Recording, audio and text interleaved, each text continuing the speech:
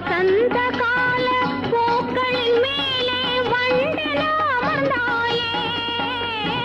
அமர்ந்த வண்டு பறந்து விடாமல் ஆசையில் அணைத்தாயே. ஒரே முறைதான் உன்னோடு பேசி பார்த்தேன், நீ ஒரு தனிப்பிறவி. ஒரே மயக்கம் அம்மம்மா, போதும் போதும் ஏ